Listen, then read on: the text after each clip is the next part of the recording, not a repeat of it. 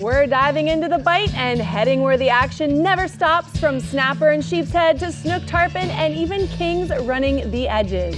These structures are spots anglers of all ages, and we're talking piers and jetties on the Florida Insider Fishing Report, which starts now.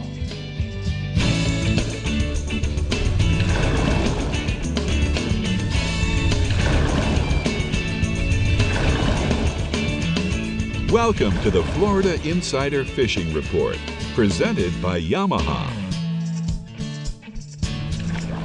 Thanks for joining us on the Florida Insider Fishing Report. And as you can see, I have our Central East Region Captain, Jim Ross, and he's back while my co-host Rick is probably on another adventure somewhere. So I'm so glad to have you back with us in the studio. It is so awesome to be here. I love doing this show. It's great to do it with you. And of course, all of those viewers out there that watch this show, hopefully we're going to bring you a great show tonight, and you guys are really going to learn a lot from us. Absolutely. Well, before we see who's up first, let's say hi to Dave Farrell at the CCA workbench. Dave, are we hopping on with some piers and jetties today? Yeah, I spent a lot of my youth as a pier rat and a pier rat. Jetty hopper. So yeah, we're talking a little bit about some of the things that I used to use to catch fish. I don't think they stopped eating this stuff. So. I don't think so either. Nah. You've changed, they haven't. All right, the Startron Central West region is the perfect place to start our pier and jetty adventures. So let's find out why with Captain Jeff Page. Get us going, Page. I sure will. And you know what? We probably have one of, if not the longest fishing pier in the state, in the Startron Central West region in the north part, and that would be the old Skyway Bridge.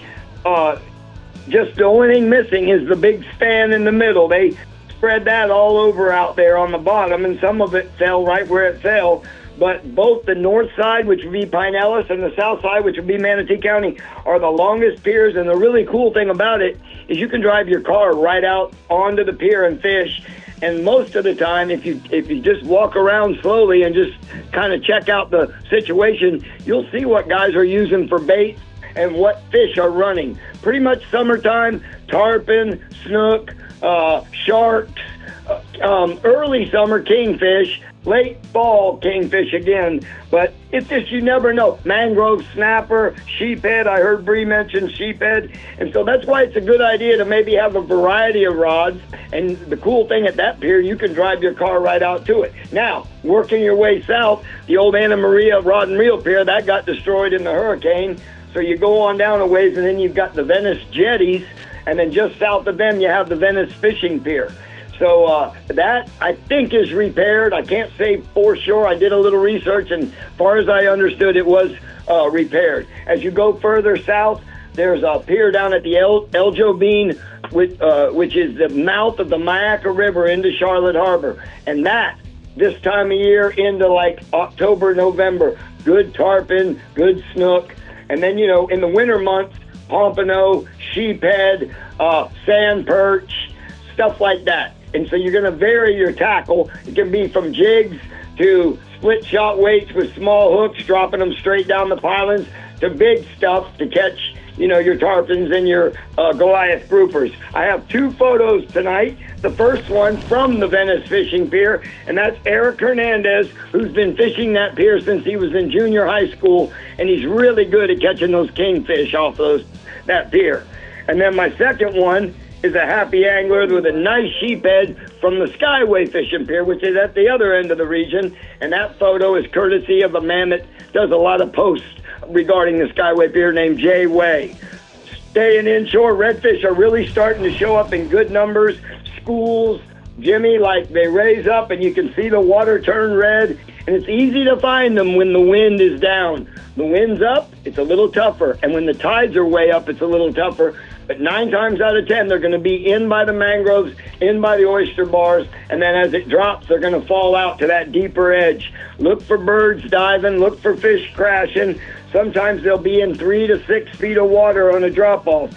Topwater plug like a jaywalker in the bone pattern works real well, or a 1/4 ounce Johnson Gold Spoon, or even a 1/2 ounce, because you're going to want to cast if they're going away from you. Long Bar in Sarasota, the outer edges of Rattlesnake Key, really good, and then down in Charlotte Harbor around Bull and Turtle Bay. My redfish picture tonight is with a happy crew with Captain Nate Costello out of Anna Maria, Florida. rolling offshore. Gag grouper, September 1st was opening day, and the dinner bell rang, and a lot of the captains had no trouble getting their limits. Some of them inshore, a lot of them offshore, and the fish have been holding in 70 feet on out in hard bottom areas and ledges. Live pinfish, best bait, and there's a lot of pinfish. You can trap them, you can sabiki them. My photo tonight goes out to a long-time captain in our region and a really good friend of mine, and he went on to smoother seas, and his name's Captain Jason Stock out of Anna Maria, Florida, the full send.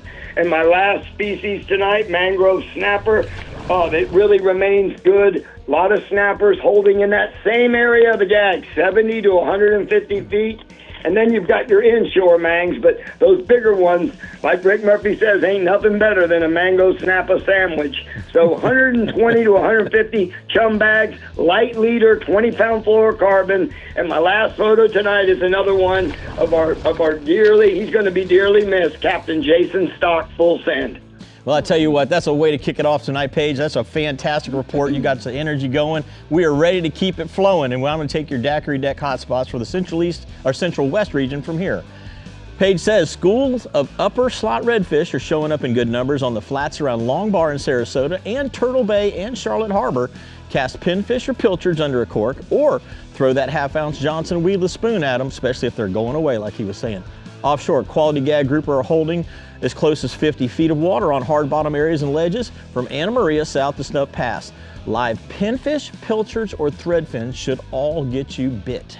All right, well, speaking of Jeff Page, make sure you save the date, September 27th, coming up for the Red Trout Go Live tournament, a special event benefiting the treatment and recovery of our very own Startron Central West captain, Jeff Page, who is battling interstitial lung disease.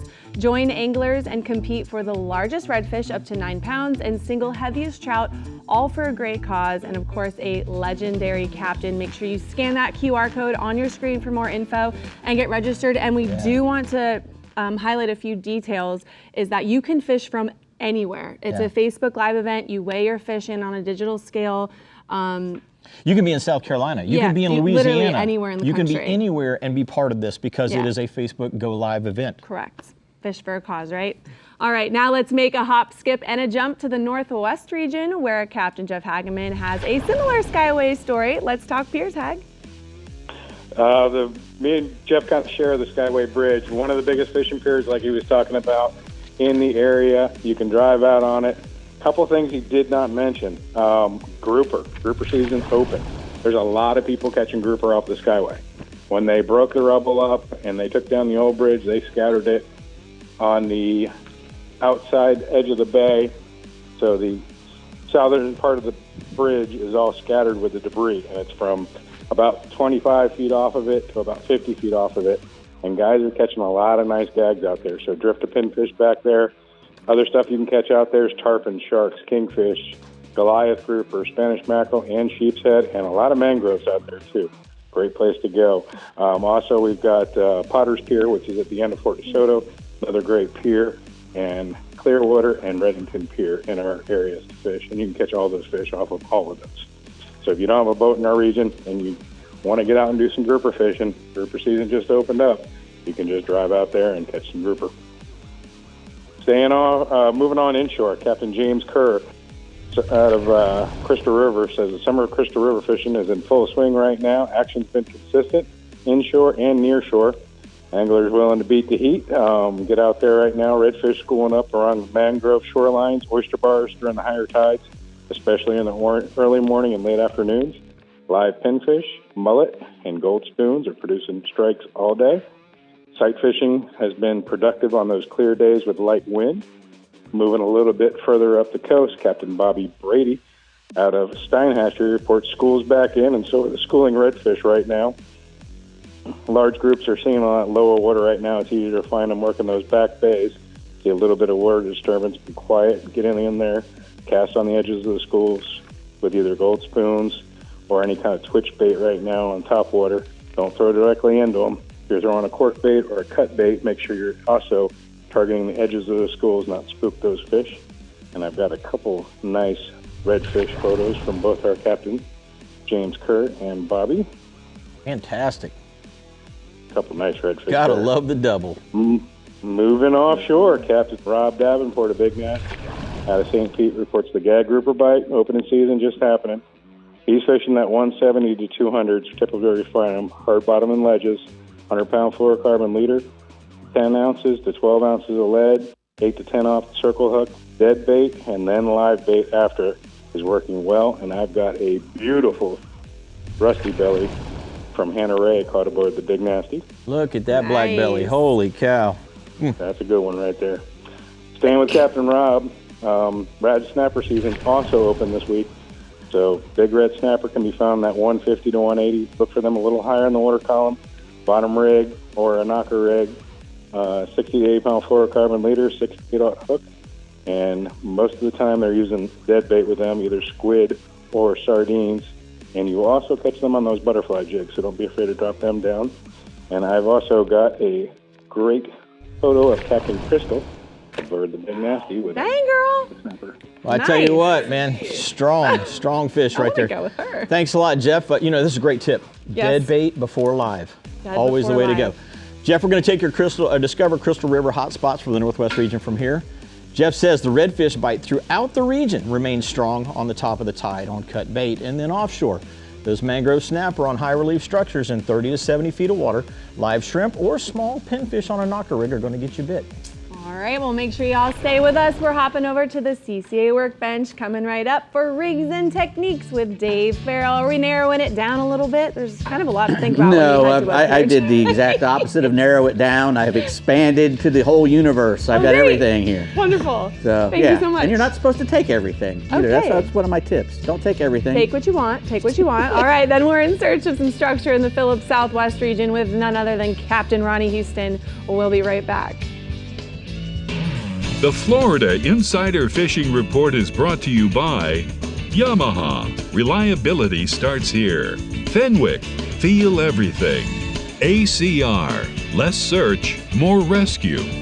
Scientific Anglers. Failure is not an option. Penn. Let the battle begin. Berkeley Pro Spec Chrome. And Daiquiri Deck. Food, drinks, friends. Well, we're at the CCA workbench for the rigs and techniques portion of the show. Dave, Yes, sir. been expanded, but Yeah, you may not need all that, right? I got a lot of stuff here. Anyway, you know, you're going to at least want to carry 2 rods. I'm going to try to go fast here. Okay.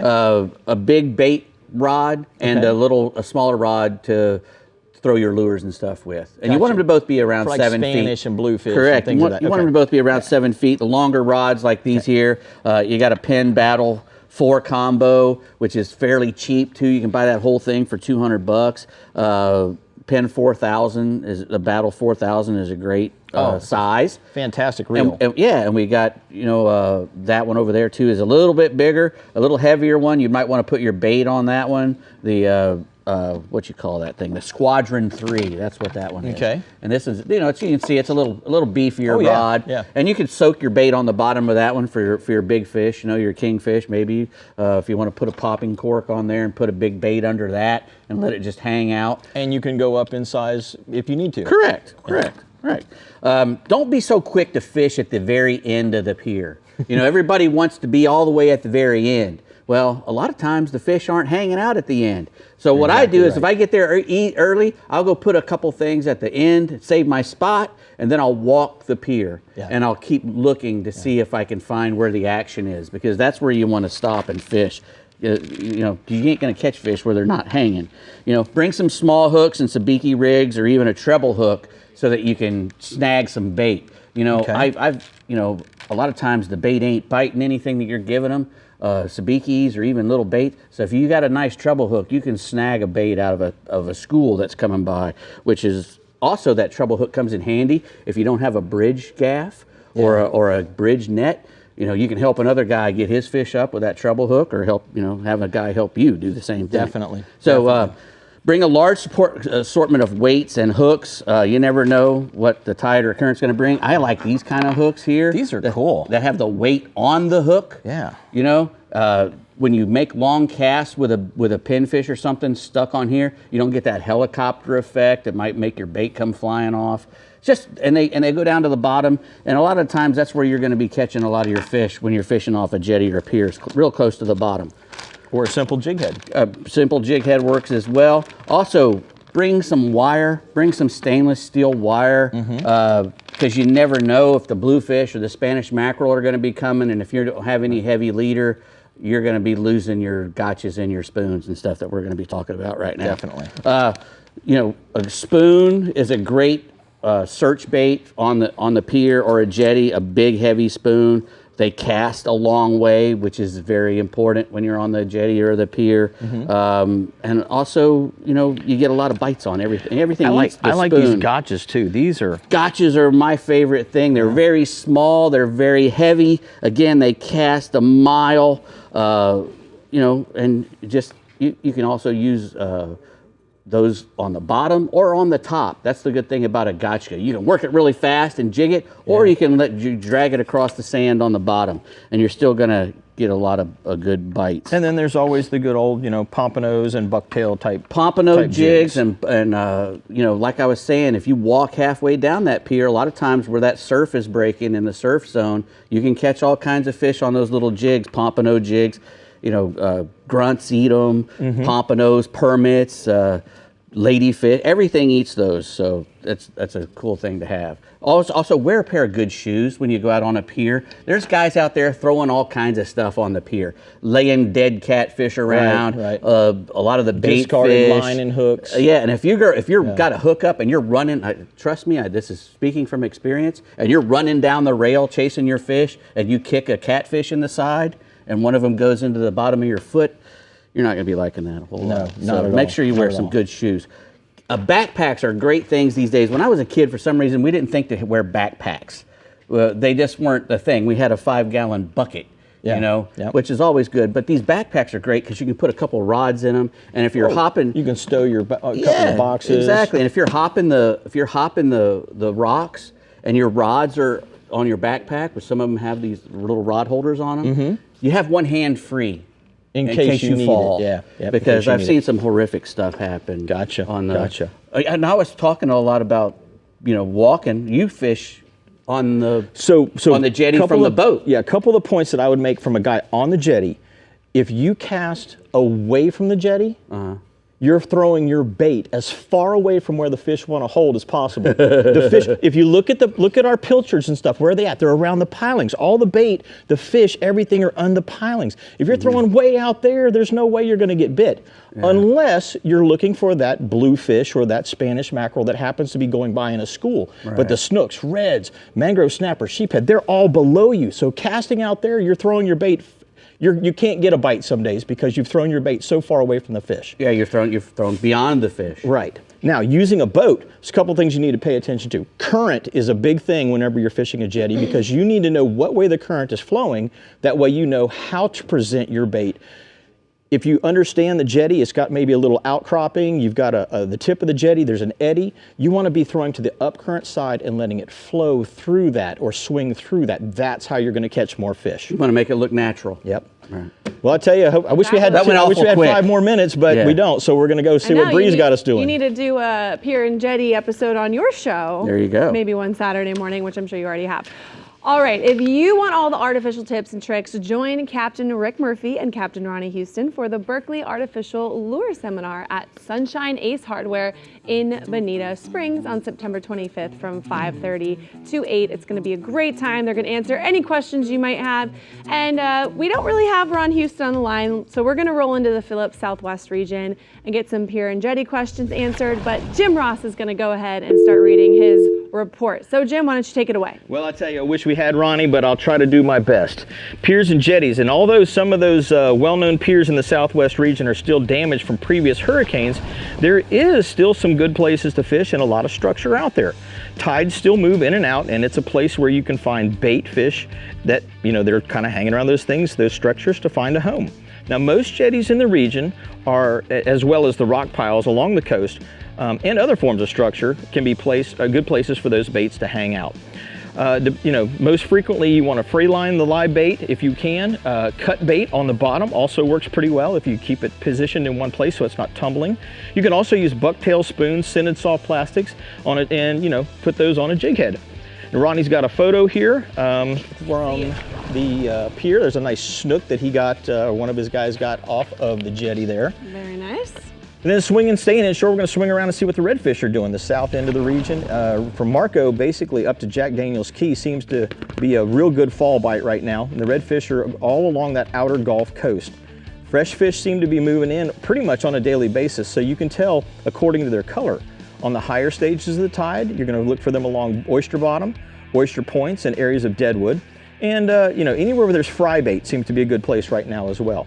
Lower water along the edges, you want to find cut baits on a knocker rig or live pinfish or pilchards. Also gold spoons, Berkeley gulp shrimp, and a jaywalker in chrome is very, very good, especially if you're working some of those potholes in the flats.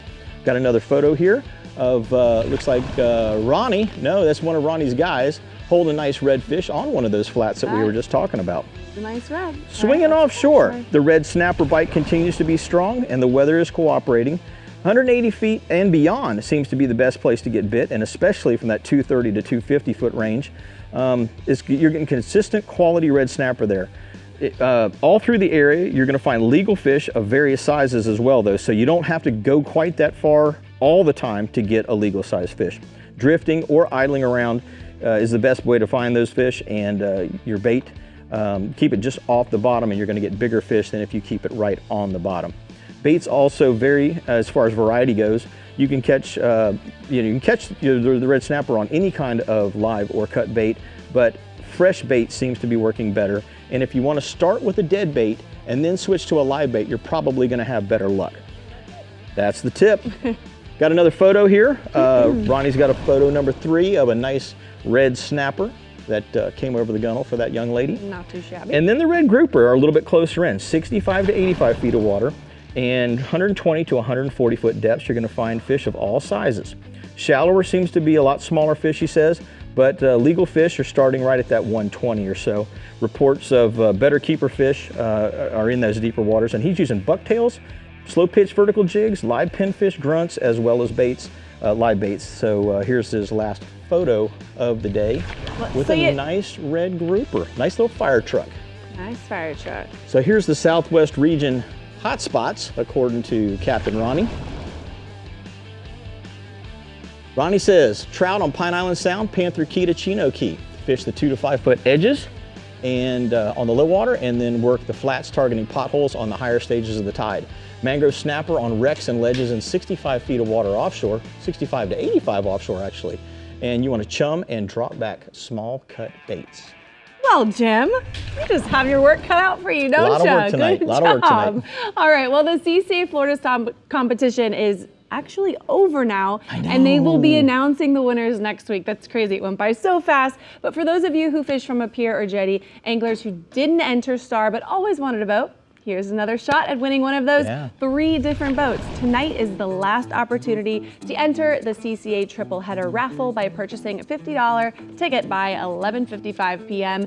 3 winners will take home new boats powered by Yamaha and sitting on a nice, pretty Ameritrail trailer. Get your tickets at ccaflorida.org or ccaflstar.com. And October 18th is the banquet. Yes, absolutely. In Cocoa. There you go. So and your neck of the don't woods. miss that. Don't miss that. I will be there. All right, well, we're catching all sorts of species from the piers in the Casa Vieja Southeast region, and then seeing what Captain Mike Holliday has to say about the pier life in the Alto Equipment East region. So keep casting, and we'll be right back. The Florida Insider Fishing Report is brought to you by Power Pole, Total Boat Control, Berkeley, Your Fish, Our Science, Bajío, blue light blocking, radically clear polarized fishing sunglasses. Guy Harvey, every purchase helps support the health of our oceans and marine life. Penn, let the battle begin. Kubota, together we do more. And Heroes on the Water, paddle, fish, heal. Welcome back, everyone. And Jim, you all know that, well, and you know as well, Rick has a need for speed, like insane. That's right, Bree. Let's check out how Rick rigs up his boat so that he can go fast. All right, let's see it. Hey guys, I've been doing a lot of testing with this Skeeter Bay boat and this 350 Yamaha on propeller application. Now understand this is real simple. Whatever outboard you have, you want your motor to turn 5,500 to 6,000 RPMs. As long as you're doing that, then you got the right application with your amount of pitch and diameter. Now you may have a boat that's a little sluggish. Maybe you're only turning 5,200 RPMs.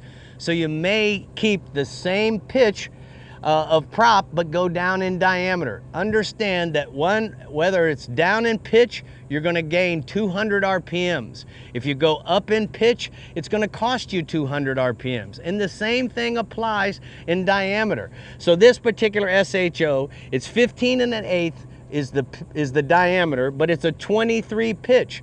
I'm turning 6,000, sometimes 6,100. So I have a 24 that's gonna bring me down 200 RPMs, but I'm gonna probably go 2 to 3 miles an hour faster. Now remember this, if you have an offshore boat or you have a boat that's cavitating quite a bit, maybe you can go to a 4-blade prop and that's gonna work really well for you. It works very well in a jack plate application because you can run it up real high and it's gonna hold for you and allow you to jump out of real shallow areas with no problem whatsoever. The other thing that you need to understand is that props come in a variety of different diameters, and understand that diameter doesn't necessarily mean it's pitch. So ask your local dealer, ask your mechanic. You can actually even check the performance bulletins with the manufacturers of boats.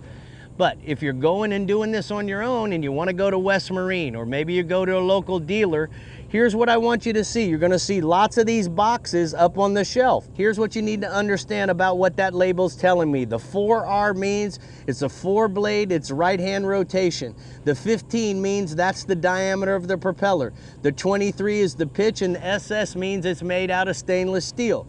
There's aluminum props on those shelves. So whatever works for you, ask your local dealer to help you, or the person at the sales counter at West Marine. But nevertheless, you can go to Yamaha Outboards, or you can ask again, look at the performance bulletins of the type of boat you have, and that may be a good place to start. If you have any questions, you can certainly go to YamahaOutboards.com or call your local dealer. Well, that was kind of a lot of information, Jim. So if this is new to you, make sure you ask your questions, because this is important. There's plenty of places that you can get quality information, but the main thing is this: if you want speed, 3-blade. You want lifting and water holding capability, high jack plate settings, or heavy loads, 4-blade. It's just a general rule. General. Yeah. And where you fish is also, and how you fish is also depends on what prop you use. There's a lot to be done on props. It's a whole nother show. A lot. All right. Well, when it comes to piers and jetties in the Casa Vieja Lodge Southeast region, it's all about quality over quantity. So let's get the one and only Captain Jimbo Thomas on the line for more details. Hi, Jimbo. Hey, Bree. Hey, Jim and Dave. You know, if you want to go fishing off a pier, the Southeast region is definitely the place to do it. And there's actually no other place in the state that the deep water is so close to shore. Now, at one time, there were a lot of fishing piers throughout the region, but over the years, they've been beat up by hurricanes and tropical storms, so we've only got a few of them remaining. We got Lake Worth Pier, Deerfield Beach Pier, the Pompano Pier, Anglin's Pier, and the South Beach Pier. Hopefully, I got them all. And I believe the Pompano and South Beach piers are free, and the others have a small fee to get on them. There's also good fishing around the jetties, although you do risk your life walking over those slippery rocks, but you can safely fish those jetties from the boat. Now, the Boynton Inlet Jetty is basically a fishing pier, and on the south side of Holliver Inlet, there's a concrete walkway. Now, we got snook that can be caught year-round off all the piers, and assorted snappers, grunts, jacks. Those are our pier mainstays. And then in the winter months, Spanish mackerel, bluefish, pompano, and even cobia, and the occasional kingfish can be caught off the piers and jetties. Now, most of these piers and jetties will hold some live bait, pilchards, and sardines, which can be sabikied up to use as live or dead bait. Unfortunately, there's a lot of hangs and snags around all these piers and the jetties, so you want to bring along plenty of hooks, leaders, and egg sinkers. So we also got snook season, which opened up earlier in the week, and the snook bite has been excellent and should remain good at least for a week or so after this upcoming full moon. There's been big schools of snook in all the inlets, but Lake Worth Inlet and Boynton Inlet have been holding the largest schools of fish. Most of the fish are holding on the outside of the inlets. You can fish them off the jetties or by boat. And on the incoming tide, when the water is clear, and the water has been clear, these schools of fish can be found by eye. You can see the darker spot, or you can mark them on the depth machine. Live baits are the way to go, and whatever's available around your inlet will work best. Pilchers, herring, sardines, croakers, pinfish, all great choices. You want to fish them near the bottom. You can also use flare hawk jigs and soft plastics, bouncing them along the bottom. That'll get you some bites. The fish, they're being caught throughout the day on both tides, but the late afternoons and evenings are the best. Got a photo here. Yeah. This is Craig Fountain and Jeff Sweeney with a nice sized snook. Obviously, they caught her around some mangroves, trying to find out where that spot's at. Now, offshore, we're still finding dolphin on a daily basis, and the size has gotten a lot better on average. Schools of small fish are still being found, but the bulk of the fish of these schoolies have been in the 4 to 6 pound range with some larger fish mixed in. Just like in the past month, the fish have been offshore anywhere from like 5 to 20 miles. You want to find them, look for them around patches of sargassum, floating debris, and under birds. Few of the fish are being caught on the troll with rig baits, small lures, and feathers. Once you locate a school, you want to use some small live baits as well as cut bait. And there's also been bait under some of these weed patches and the floaters, so you want to keep a sabiki rod ready to restock that bait well. And that's what they're eating, is what is under those floaters out there. Got another photo here. This is Jamie Mohaw with one of the better sized dolphins that I've seen or heard of in the past week. Bree's favorite fish. Well, tell us about the yellowtail. Yep. And then we got the yellowtail snapper bites, been really good throughout the region, from Highland Beach south to Boynton Beach area, and then from Government Cut south to Angelfish Creek has seen the best action, especially at night. Get out there and beat that heat. You want to anchor over good bottom and anywhere from 60 to 90 feet of water. Get a good chum slick going to get those yellowtails' attention. You want to use cut squid or bonita, which are favorites. Drift it back in the chum slick on 2-0 hooks, and the fish are hanging down a little bit deeper. You could try putting your bait on a small jig head to get that bait down a little deeper. There's also been quite a few mud snapper and mangrove snappers, so it's a good idea to put a live bait or a ballyhoo plug down on the bottom on a little heavier tackle for those larger fish. That's a fantastic report, Jimbo. I'm going to take your ACR hotspots for the southeast region from here. Jimbo says, inshore, you want to look for the snook at all of the inlets and off the beaches in the evening and early mornings using live bait or artificial baits. And then offshore, cast live and cut baits to dolphin offshore around any of those floating debris. And I just noticed, Bree, you're actually wearing your dolphin colors. You don't have the blue mixed in there. I know. But the rest of it's, you got your favorite know. Fish species. You're imitating them today. It really is. It really is. Yeah. And you know what? Watch out for those slippy rocks that Jimbo's talking about too. They'll get ya. Truth. They'll get ya. All right, the Alto Cookman East region is the place to be right now if you want to access to the best fishing spots. So let's hear what we're reeling up with Captain Mike Holliday. What's going on, Mike? How are you guys doing? We're doing great, buddy. Excellent. Well, you know, with the fall mullet run kicking into gear, anything that blocks the path of the baitfish schools becomes an ambush point. So whether you're talking the Lake Worth or Juneau Pier or any of the inlet jetties in the Alta Equipment East region, you're looking at prime fall fishing locations. Pick an inlet and the mullet will be getting blasted at dawn and dusk as they push through, usually on the north side as the baits get bottled up traveling down the beach, up tight against those rocks. This is also a great time to target mangrove snapper on the jetty rock piles. You can use small Spanish sardines, pilchards, or shrimp, and you want to fish those on the slack tides. At the Lake Worth and Juneau piers, they already have their own baitfish schools around the piers. So there's this resident snook population that's just waiting there to ambush the mullet as they come by. If you're looking for a dinner, snapper, whiting, croaker, and sand perch are always on the menu at the piers. I got a cool shot Michael Moore Sr., he sent me this. He took advantage of the first push of mullet in the fall mullet run to catch this nice snook off the jetty at Boca Inlet, just free line a live mullet. The other thing we got going, we have a full moon this weekend, which will bring a new batch of snook to the inlets. We'll also have these big high tides, which tends to spread the snook out on the flats and push the mullet schools to the shorelines. So you want to really focus on the seawalls and shorelines and points in the intercoastal waterway, the Loxahatchee, the St. Lucie, and the Indian River. This is also a great time to beat the heat by fishing at night, working the shadow lines and fenders of the Lake Worth Bridge or the Stewart Causeway or the 25th Street Bridge in Vero Beach. And then around the jetties, live croakers, red fins, and saltwater sass gray ghost or copper juice colored sea shadows are going to be the top baits. Live mullet, throw mullet in there as well. On the shorelines, a topwater plug, a free line mullet, a finger mullet on a jig head is sometimes a way to get them underneath the bait schools. On the bridges, it's mullet, swimming plugs, and a black shad colored Artemis shad. Average snook's going to be 8 to 20 pounds. And I have a photo Captain Ed Zayak sent me of opening day snook from the Stewart area. Nice. And he got that fish on a live mullet. That'll work. Mullet's way to go. Tell us about the blackfins, Mike. Yeah, the mahi bite has been super inconsistent, and there's been a lot of small fish. But what has been showing up in force are the juvenile blackfin tuna.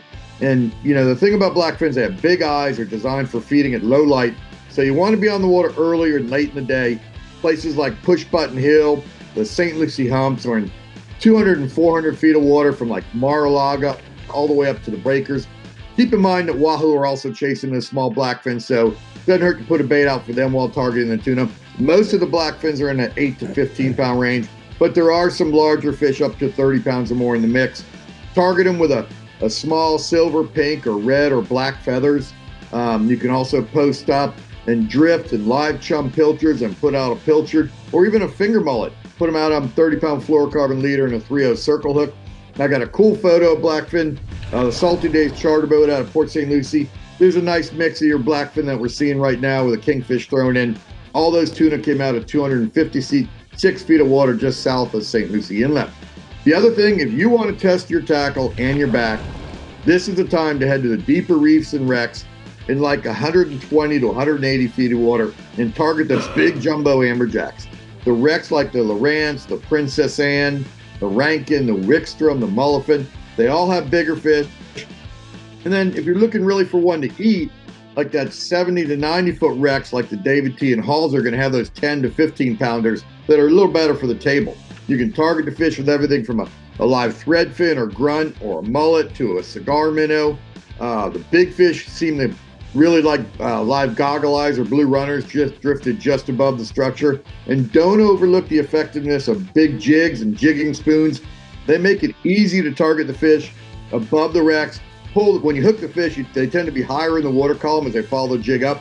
So there's less chance of the fish getting back into the wreck and breaking you off. Average amberjack's going to be like 10 to 30 pounds. And Captain Chris Britton of Grey Ghost Charters, he sent me this shot of a nice AJ they pulled off the Daymaker Reef out of Stewart on a jigging spoon. Backbreaker. Love it. Well, let's talk about some freshwater. Tell us about the bass, Mike. Yeah, the cooler mornings and afternoon rains are kind of mixing together. They're lowering the water temperature in Lake Okeechobee. That's got the morning bass bite fired up around the shad schools. Everything's about shad right now. The best action's been around the northwestern area of the lake, around the outside grass lines off Kings Bar, Indian Prairie, and Tin House Cove. You want to be on the water by dawn and throw anything from a bass assassin, forward-facing sonar shad to small topwater plugs or white spinner baits. And then when the shad bite stops, you want to work the holes in the Kissimmee grass with a June bug or a black and blue laminate KO assassin, rigged at Senko style, or even a Texas rigged RSB worm. The anglers catching the larger fish or flipping creature baits or fishing live shiners on those outside points. And it seems like a 15 to 30 fish morning right now on Okeechobee with the average bass 1 to 3 pounds. And I have a photo from Justin Morgan. He got this 8-pounder on Okeechobee, flipping the cattails with a deposit slip colored bass assassin bang bug. You know that new bang bug is That's a nice September bass, right? Yes, there. it is. And that new bang bug is really catching fire. Everybody is really starting to use that all through the Central East region where That's I'm at. an old school lure too. That's been around a while. The guys have They're found bringing that it back. thing, and they are using it as swim baits and all kinds of cool stuff. And you old know is what, new Mike? You were again. talking about those AJs in the 10 to 30 pounds. If you're going to take one home to eat, that is the best size. Yeah. Absolutely, Yeah, by far. bar none. How do you like to eat them? You and I, you. I grill them typically. Okay. Yeah, I put them on the grill. You grill them. Yeah. How about you, Mike? Smoked. In Smoked, fish dip. grilled, Well, you smoked. can, yeah. I'll just let it go. I'm gonna have mahi instead. No AJ for me. Thanks a lot, Bye, Mike. Mike. We're going to Hey, take your TH Marine Hotspots for the East region from here. Mike says, inshore, look for those snook and tarpon on the South Bridge and at the turning basins in Fort Pierce. And then live mullet, big jigs or topwater plugs if the fish are striking up top. And then offshore, yellowtail and mutton snapper in 55 to 60 feet of water off the breakers. You want to get your chicken rig out and put some squid or ballyhoo plugs on it. That seems to be working best for those yellowtail and muttons right now. One of the first AJs I ever caught was riddled with worms. So it just did it for me. And I'm like, Yeah. I know that can happen to any fish, but at the same time, I was just like, I'm good. But was it a little one? No, it was a decent size. It wasn't Yeah, tiny. The bigger, they're like black drum. The bigger they get, the more worms they get in them. I would Yes. just rather eat like mahi or tuna, wahoo. I So don't know. you don't have to mess with Beggars that. can't be choosers. All right, well, we're gonna kind of switch to a different topic right now. Every day we lose way too many veterans and Yeah. first responders to suicide, lives that could be saved with connection, purpose, and healing. This Suicide Awareness Month, you can become part of the solution. At Heroes on the Water, they use therapeutic kayak fishing to provide calm, community, and a renewed sense of purpose. Your monthly gift helps ensure that no hero has to paddle through pain alone. Head to heroesonthewater.org and join the Honor Circle. It truly is a remarkable organization to be a part of. I've done a few of their kayaking trips, and They're doing they really a do lot of a lot of good work. Yeah, they really Yeah. are. All And right. it's amazing how fishing just lifts your spirits. It really does. Yeah. It really does. All right. Well, Dave is geared up and ready to take you shopping for Taka Marine new products at the CCA Workbench. Dave, we're looking pretty practical over here. Well, it'll lift your spirits unless you're wearing this torture device looking thing. Look at this thing. Oh, wow. Okay. this. It's got to be a got torture spikes. device. It's got spikes, for My God's gosh. sake. All right. And then we are going to visit the Northeast region and seeing what we're catching with Captain Tommy Derringer. So make sure you stay put, and we'll be right back. The Florida Insider Fishing Report is brought to you by Alta Equipment Company, where uptime matters. Ameritrail, load, launch, relax. Abyss Battery, power your pursuit. Rodan, set it, forget it, catch more fish. Discover Crystal River, Florida. Bass Assassin and Saltwater Assassin, best lures, period. And Black Oak LED, never be left in the dark. Well, we're back at the CCA Workbench for the Taco Marine new product segment. And Dave, Trolling the edge. Dude, We're trolling the edge. You have got some really interesting things. This Yeah, week. there's some This weird is looking stuff an here. Eclectic group. We're going to start down there with that TH Marine Supplies. It's a dual flow motor flusher. And what that does is you can put your hose on that one fitting up here, and it sends water through both your ears there. Not just coming in from the side like a lot of them do. Yeah, it comes in through both sides. Quickly and easily flushes out all the sand and salt and other debris that's in your cooling system. It's compatible with most outboard motors, and that dual feed just really makes it very, very efficient. And it comes with a quick male disconnect too if you want to use one of those. This is the Put it on kind your I like hose. to use on my older Yamaha that Yeah. doesn't have a hookup for it. Right. And it works fantastic. Very easy to use, and pushes a whole lot of water through It there, which does. is what you want. Yeah, it does. You want a whole lot of water going through there. So go to thmarinesupplies.com to get your dual flow. Next, we have the Jupiter rig. We got the Jimbo Thomas rig. Yeah, the laser sharp Jupiter rig. These things were made from Jupiter Inlet, from guys fishing snook and stuff in the Jupiter Inlet. And they're designed to roll with the tide. That thing will get down there on the bottom and it'll be able to roll in a really heavy current and it won't get all tangled up. You got a swivel on each side of that weight. It keeps your weight from going too far one way or the other. Correct. Your bait will always stay, this far away from the bottom. Yep. So, which where all those snook are hanging out down there anyway. So it's a must-have rig when you're fishing in the inlets and any tidal areas. snook, redfish eat it. Comes in a 2 ounce, a 3 ounce, a 4 ounce, and a 7/0 and 9/0 circle hooks. So that's all circle hooks on there. So, just feel the thump and then just start reeling and boom, you'll be on. That's the best part about it. You don't have to, you don't have to be Roland Martin to set the hook on Especially that thing. not on a circle hook. All you got to do is reel, and he's on. So go to eagleclaw.com to get your Jupiter rigs. Gotcha. Pre-rig. Gotcha. Pre-rig, ready to go. Next, we have the stripping basket. It's called the E-Coastal stripping basket, and it's made by Skarsgård and Sondergaard, I'm sorry, in association with Scientific Angler. This is really cool. Yeah, it's incredibly light. I mean, you can't. It's all foam. Yeah, you can't. It's got. I can't tell you how light this thing is. When you pick up when I picked up this box, I thought it was empty. I really did. The belt actually weighs more than the whole rig. Correct. So it's not, I called it a torture device. You don't even feel it on you. I just called it because of all these spikes. And it comes with all these spikes, and these keep your fly lines from getting tangled up as you're stripping it in there. It keeps the coils nice and loose. Comfortable, very easy to use. The nice thing about these also is your angler on the boat can use this if you don't have a stripping bucket or a stripping type of basket or any of these things around the deck of the boat. He can be self-contained. If he needs to be, or wading, especially like when you're fly fishing on the beach. Right. These come in super handy on the beach. It has that adjustable belt on the back. Turn it around, show, and then it's got a nice Velcro place where the belt attaches to the basket. Yep. And all these spikes are removable, so if you don't want them, you don't have to have them. It's made all this stuff is biodegradable. Believe it or not. Interesting. If you lose that, it's going to just go away. Sondergaard, huh? Yeah. And it comes with replacement spikes or belts if you want some. If you need them. If you order them, yeah. How do you get that? Scientificanglers.com. Gotcha. Last but not least, what have we got here? these are from Parts View, OEM engine covers. And one of the biggest investments on your boat is the engine. And to keep it looking good and new for its entire life, you want to put on one of these engine covers, and it keeps all the spray and dings and knocks out of them. They got a nice pair of little white panties on the inside to keep it nice and nice and soft. Well, it won't scratch your top. You've got the durable Credor nylon. It's probably waterproof on the outside, and then you've got this nice soft against your paint. Non-abrasive, water resistant to UV rays, mold, mildew. It's perfect for outer armor. Huh? Yeah. And they come in, for Yamahas, Mercury's, Suzuki's, SHO. Parts View got them. Yeah, go to partsview.com and get all your OEM stuff from Parts View.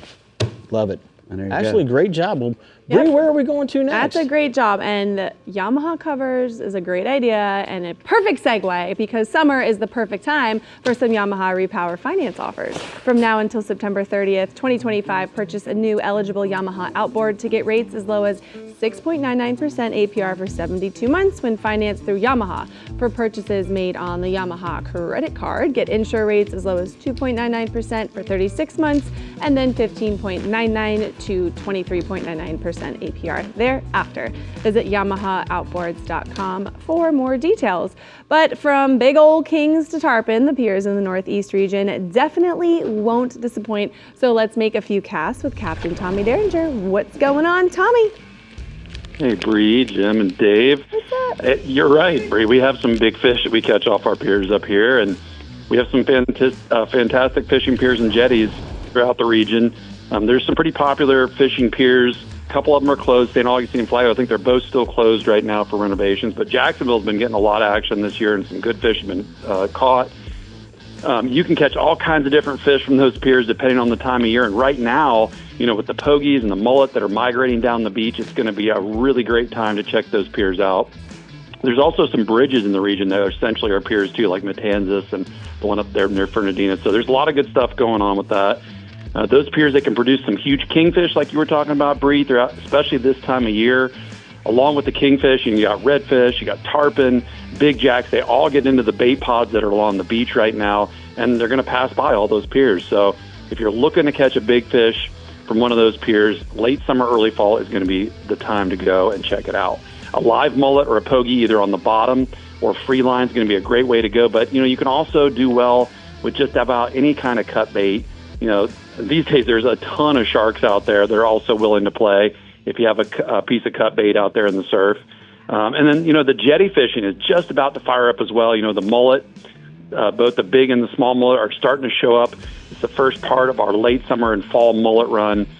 Some of our jetties, you can get to them on foot, which is nice. You don't even need a boat. But whether you're in a boat or by foot, it's a great place to catch a big fish. Now, whether you're fishing for tarpon, sharks, redfish, big jacks, those all going to be hanging out in the inlets, busting through those schools of mullet real soon. Actually, I think it even started today when I was on the water. I saw some mullet getting busted as I went by the jetties in St. Augustine. But the slot and the bull redfish are going to be schooling up. They're going to get into that mullet action. The best tide for those big bull reds are going to be an hour or two on either side of the slack tide. A live or a cut mullet, ladyfish, or a crab, those are all excellent baits for those big bull reds. And speaking of big bull reds, I got a picture here. My buddy Captain Rob Bennett, he sent me this picture of his client with a monster bull redfish they caught at the St. Augustine Inlet. And if you're looking to catch a big bull red, now is the time to go. Give Captain Rob a call. He will definitely put you on them. Now, also inshore, or staying inshore, moving inshore, I guess, the tarpon are showing up in better numbers. I was just talking about them. Since we're talking about the jetties this week, I thought it would be worth mentioning that the tarpon are loaded up right now at the jetties. I spoke to a couple of the captains. One of them was Rob Bennett. He told me they've been catching a bunch and hooking a bunch and catching a few, which is typical for tarpon fishing, but there's a lot of them out there. They're basically fishing small to medium-sized mullet on the bottom. You could use that Jupiter rig the guys were just talking about. That would work great. The best bite has been around the lower tide stage, but the high tide has been decent as well. And I've got another picture here. Captain Mike McGeehan, he sent me this picture of a happy young dude with a giant tarpon that they recently caught right there near the St. Augustine jetties. Love it. Well, let's see what's going on offshore, Tommy. Yeah, man, the amberjacks. I spoke to Captain Evan Sanders. He tells me that the amberjacks have been chewing from Ponce Inlet north to Ormond Beach this week. Of course, it has been a little rough out there. I think it might lay down a little bit as the week goes on into the weekend. But Evan said the wrecks from about 65 to 100 foot have been holding those jacks. He's been using live grunts, been working the best. But if the grunts aren't available, a jig has been working as well. Evan said those amberjack are hanging out about 20 to 25 feet off the bottom, and they're running about 10 to 25 pounds. They're a lot of fun. Now, staying offshore, the mangrove snapper, it's on again this week. We've got the full moon coming up. I believe it's on Sunday. The guys are chumming the fish up using cut sardines or pogies, which are going to bring those fish up off the bottom. Look for those snappers to be grouped up over the reefs and wrecks from anywhere from about 100 out to 140 feet offshore. Now, if you've never tried chumming up those mangoes, it's definitely worth a try. They can get majorly fired up. It's a lot of fun. Once those fish are up in the water column, just drift a piece of your chum back on a 3/0 Eagle Claw circle hook, and you're going to catch a snapper. They're running about 5 to 10 pounds. And I got one last picture here. Captain Evan Sanders sent me this picture of his dad, Daryl, with what I would call a perfect size mango for the dinner table. Boy, that is fantastic, Tommy. I'm going to take your strike zone hotspots for the Northeast region from here. Captain Tommy says you got to get out there inshore. All of the area bridges and jetties are holding bull reds right now, and there's some tarpon mixed in with those fish as well. You want to fish around the slack tide and on the bottom of the slack tide, and you want to use a live mullet or croaker on the bottom. And then offshore, mangrove snapper on the reefs and wrecks from 100 to about 140 feet of water, and you want to chum and use cut sardines or pogies. Those mangrove snapper are still spawning this month, which is really weird because normally they're done last month. But the way the full moon is falling this month, they're still doing it. They're still doing it, obviously. Well, I was thinking, Jim, you asked me what my favorite, my offshore favorite is, mahi. What is yours? Offshore? Yeah. Triple tail. And then tarpons inshore? Yeah. Okay. And only because you can eat them and you don't have to worry about the worms. Okay, just wondering. And my first time eating a triple tail was when we caught one with you, and we brought it to the restaurant and they cooked it right there on the That was delicious. That was the first time and last time, actually. It we was got to good. do it again. Good to know. Repeat. All right, well, we're checking out what our co-host has planned for you in the Central East region coming right up. So get ready, Jim. Got good stuff. Then Captain Pat Janine is giving us the Pier and Jetty 101 in the Panhandle region. And remember, there's always more to see beyond the show, so scan the QR code to connect with us. From bonus tips and full reports to fishing videos and merch, it's all just a click away. We will be right back. The Florida Insider Fishing Report is brought to you by Startron. Start, run, and store with Startron. Berkeley, your fish, our science. CCA Florida, conserving Florida's fisheries since 1985. Frontrunner Boatworks, performance-built offshore fishing boats made in the USA. The Florida Keys and Key West, come as you are. Murphy's Law Sport Fishing. Book your trip today at murphyslawsportfishing.com. And Strike Zone Fishing. Welcome back, everyone. It's now time to take a walk into the Central East region with our co-host for the week, Captain Jim Ross. And Jim, you have some pretty simple and effective tips for our pier anglers. Yeah, in my region, there's only 3 inlets and there's 3 piers at those 3 inlets, or 3 jetty piers that you can fish off of. And they're pretty easy to fish for the most part. A lot of them have, wheelchair accessibility and all of that kind of stuff. So people that maybe not are as mobility-wise aren't as good at, like, they can't get down and climb the rocks in some of these other places. Or get on a boat even. Or even get on a boat someplace. They can fish these places and they can do really good. And they do tend to hold a lot of different kinds of fish. So redfish, snook, sheephead, drum, snapper, all of the usual suspects are there. And there's a lot of fish that can be caught, especially in the fall time of the year there. But I also want to focus on some of the smaller piers along the intercoastal waters that people may not know about, because there are piers in, Oak Hill, Edgewater, Titusville, Melbourne, Grant, Valkyria. There's a lot of smaller piers at little county parks and things like that where you can get out and you can get, you can chase fish that are sitting underneath the shadow line of the pier in many cases. And so you don't have to cast way out like we were mentioning before. You can sometimes just fish directly underneath you with a live bait, or at night you can cast parallel with the pier in that shadow line and catch a snook or a redfish or whatever it happens to be. Basically, a couple of tips that I was going to say was, throw your bait fish into the shadow and let it swim out. He's going to get hit. If there's a predator there, he's going to get hit. That's what the predator's waiting for. The farther away you throw from the jetty, the less likely you are to catch a fish. So just keep that in mind, except when you're throwing for Spanish mackerel, bluefish, or jacks. Those 3 species have a tendency not to hold under the pier. They will just swim back and forth into the pier and away from the pier, and you can catch them with those gotchas and some of those other plugs that we had mentioned before, that David mentioned at the workbench. Now I've got a fishing picture here with a nice little pier snook that was caught here recently, and we pitched up to the piling of the pier and pulled that fish out instead of casting as far away from the pier as we possibly can. Which is what maybe a lot of people want to do. They do, yeah, and the fish are at your feet a lot of times. It's too easy.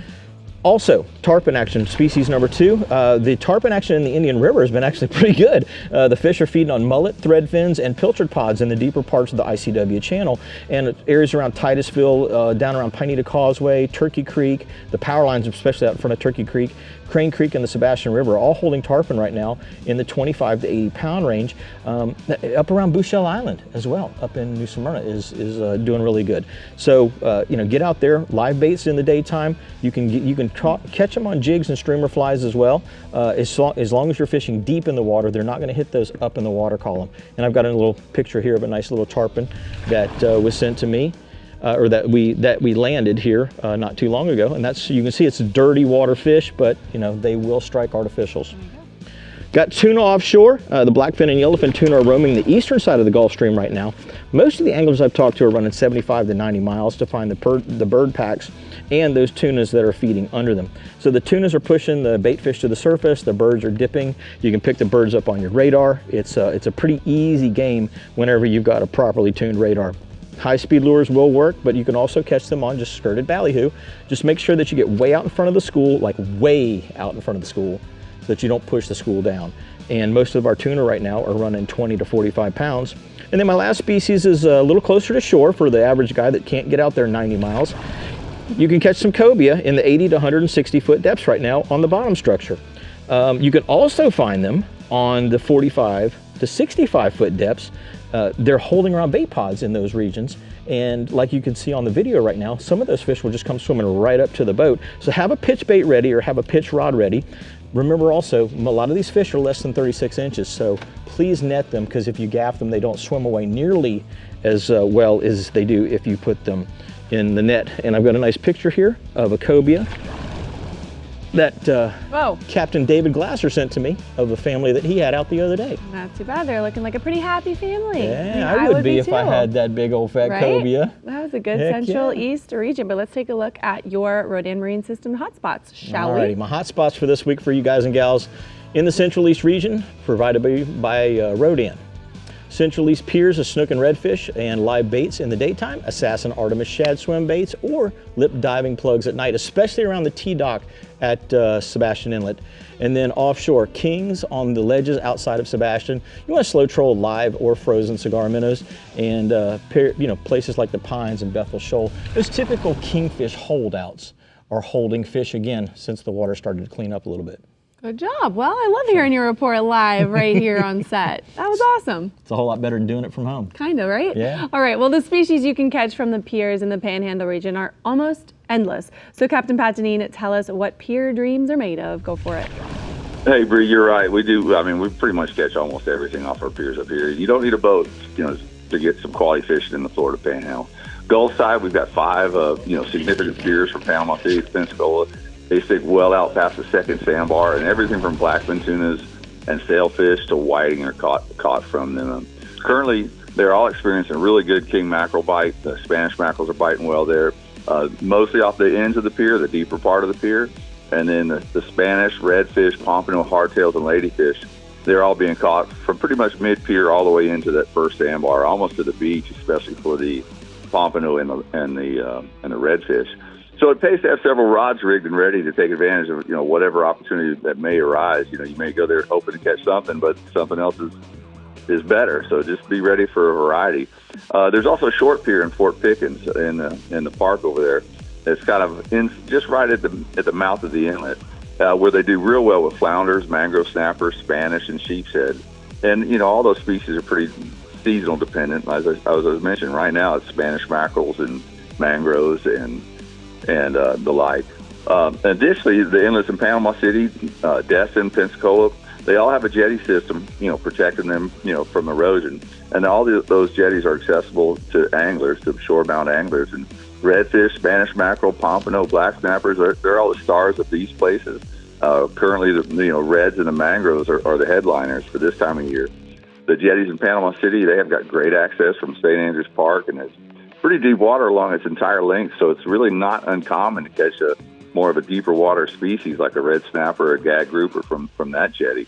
So all in all, our region has some excellent shore-based fishing opportunities. You don't need a boat up here to have some quality angling. And then staying inshore, the redfish are definitely on the move throughout the Panhandle. There's a lot of fish cruising the shallows throughout our bays, with the best flats having a mix of sand and grass. The reds are usually going to be tied up to the bank in less than 3 feet of water, with perfect conditions for sight fishing with artificials, soft plastic or gulp style bait. They excel with this kind of opportunities, especially if you rig them weedless with a worm hook or on a light 1/4 ounce or 1/8 ounce jig head. If the bottom is mostly sand, I like to use a light colored bait, and if it's mostly muddy or darker grass, I go with the darker colored baits. You want to quietly wade or trolling motor with the sun and hopefully the wind to your back. Most of these fish you're going to find on their flats are going to be the smaller, ranging from underslot to maybe just over slot. White Point, Alligator Point, and Black's Point, all are good places to hunt for these fish in Chalkahatchee Bay. But similar conditions are in every bay in the Panhandle.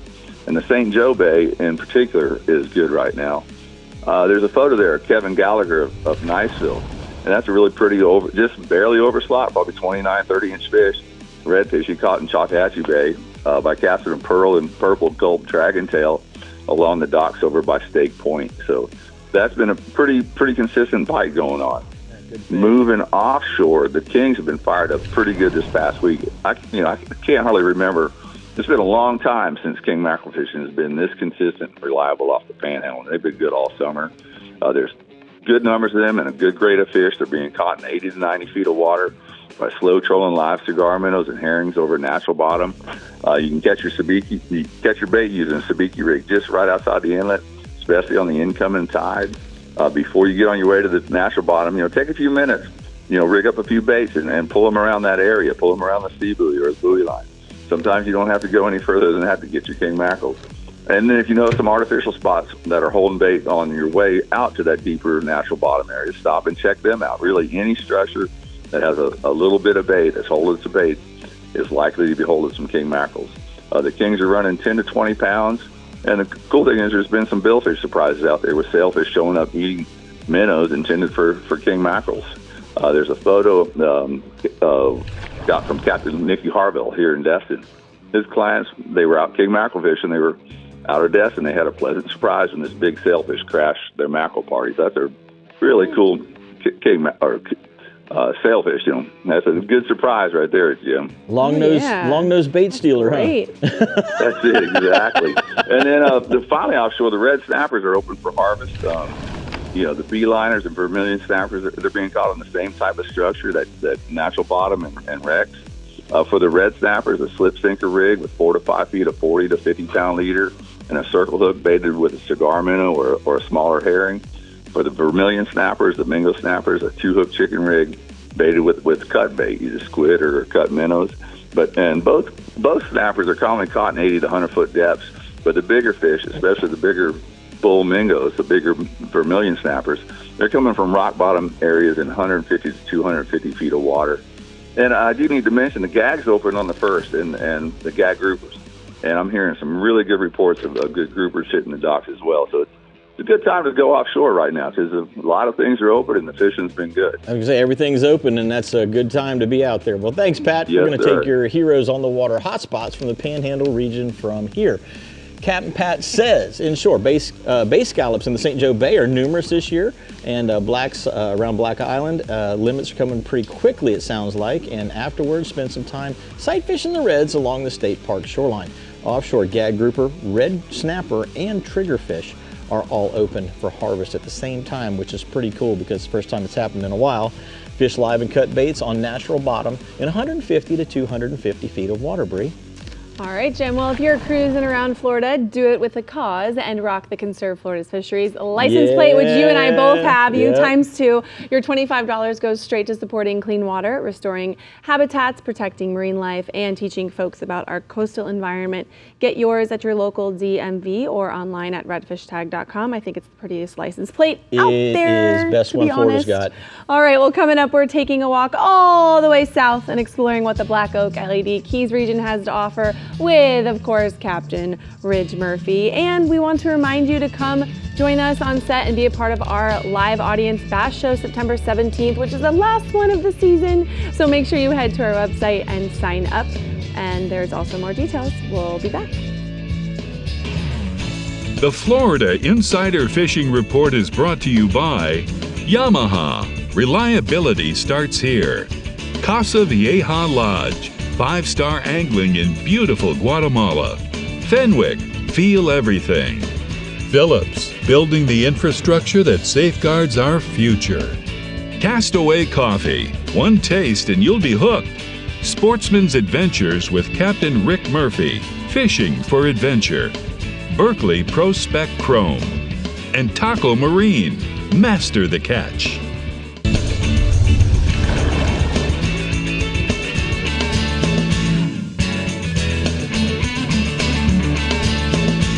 Today's Power Pole tip of the week, guys, it's about the Power Pole Vision. Now understand the Vision has an entertainment feature that I'm really excited about. And the reason why I like it so much is because I can stay connected. I can actually be out here doing some work, setting up meetings, taking Zoom calls, and I can do a variety of different things through the Vision. The other thing that's so cool is that guess what? If I'm out there on the weekend fishing, I don't have to hurry home to see my NASCAR race or to see my Miami Dolphins or the Bucks game. I can watch the game right here, work my way home during halftime, whatever it may be. Now remember this too, guys. If you happen to have your favorite streaming device, you can stream Sportsman's Adventures or the Florida Insider Fishing Report. Go check out the Hotspots from Captain Jeff Page. You can do all these things through the Power Pole Vision. The other thing that I like is that you have the ability to actually order something through Amazon. Maybe you lose your favorite lure. You can want to order a new bag of gulp because you went through them all. Guess what? You can do that through Sportsman's Adventures or Amazon. You simply just go to your favorite site. Remember, Discovery, Go, Pursuit, and all those streaming devices you can get here on Vision. If you want to know more about the Vision, you can simply go to powerpole.com, and that's today's Power Pole Tip of the Week. Not be allowed to shop on Amazon from the boat. All right, the Black Oak LED Keys region is in a league of its own for this week's theme. So let's hear what Captain Ridge Murphy has to say. Close us out, Ridge. You know, when it comes to piers and jetties here in the Black Oak LED region, it's more like shorelines and bridges. The Keys has a lot to offer off land fishing and bridge fishing all up and down the region, starting in Key Largo with Cardstown Road, down to Channel 5, Channel 2, Long Key, Pigeon Key, Bahia Honda, 7 Mile Bridge, and all the cuts that go down to Key West. The one thing you want to keep in mind when you're fishing off the bridges is that you're going to have to carry whatever you want with you from your car, so make sure to have a wagon or a cart to load all your gear in. Some things you're going to want to bring is bait like packs of frozen ballyhoo, some live shrimp or pinfish, and if you can get them at the store, leads, hooks, fluorocarbon leader. And some other things you might want is a cooler, a landing net for a bridge, and maybe a grappling gaff if you want to target some meat fish, a chair, and an umbrella also. Some species to look for was lane snappers, mangrove snappers, yellowtails, mutton snappers, groupers, permits, big snooks, and maybe even a tarpon.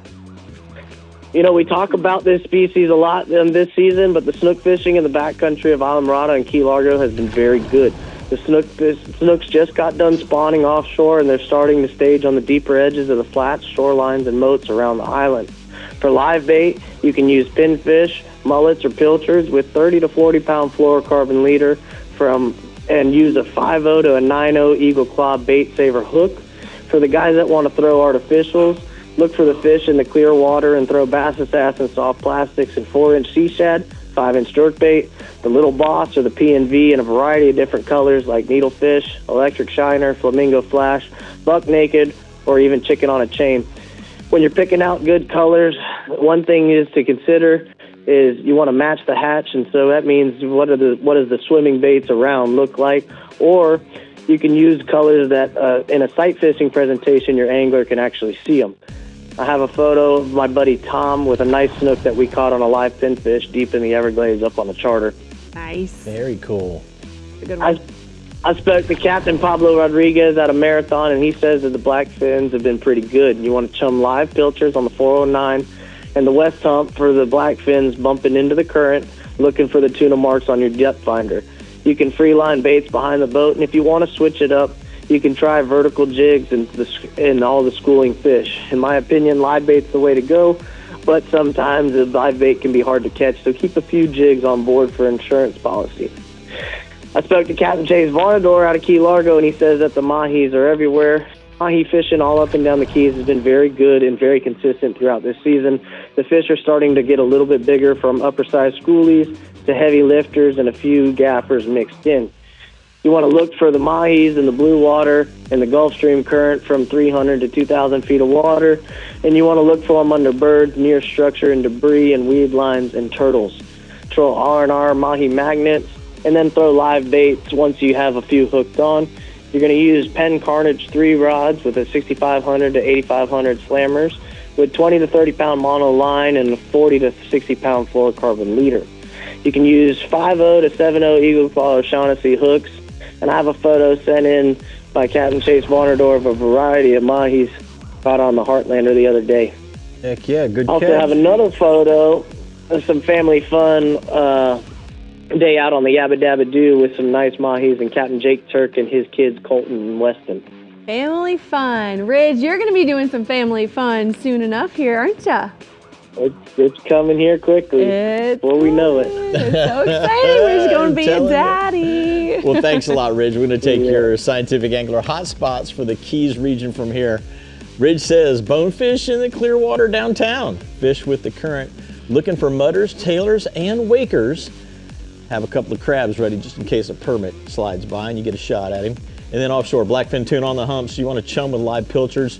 You want to bump into the current as you're free lining those baits back out behind the boat on an Eagle Claw live bait hook, Bree.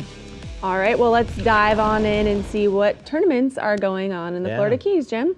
All right, so first, anglers gather at the Islander Resort in Islamorada, then fish over 2 days for 7 species in the one-of-a-kind Herman Lucerne Memorial Backcountry Fishing Championship to benefit the angler experience of Everglades National Park. Then is the Fall Backcountry Fly Championship, where anglers compete October 3rd and 4th in Islamorada to catch the most inches of snook and redfish on fly. Then anglers vie for cash prizes for the top 3 swordfish and the largest wahoo during the Marathon Offshore Swords and Stripes Tournament, October 8th through the 12th in Marathon. And finally, anglers compete for prizes and trophies in the annual Chica Lodge All-American Backcountry Tournament, November 13th through the 15th, targeting snook, redfish, bonefish, tarpon, and permit. The tournament hosts 2 U.S. military veterans to compete alongside other anglers each year. For more information on Keys tournaments, go to flakeys.com. Well, Jim, there you have it. We've piered and jettied our way all over Florida, catching just about every species you can think of. But make sure you guys stay with us so we can tell you what we're chumming next week. What do you think of it? I'm going to say bass. No! Okay. We'll be right back. That's the week after that. All right, next week, what are we talking, Jim? Okay, we're talking yellowtail. There we go. So make sure you tune into that. The Bass Live audience is the following week. Yeah, the following week is Bass Live. Week. Yes. Yep. Well, before you hit the water, let's dive in on some seas, the social action. Let's see what your moments are from the Gulf and the Glades to the Atlantic. Let's check it out.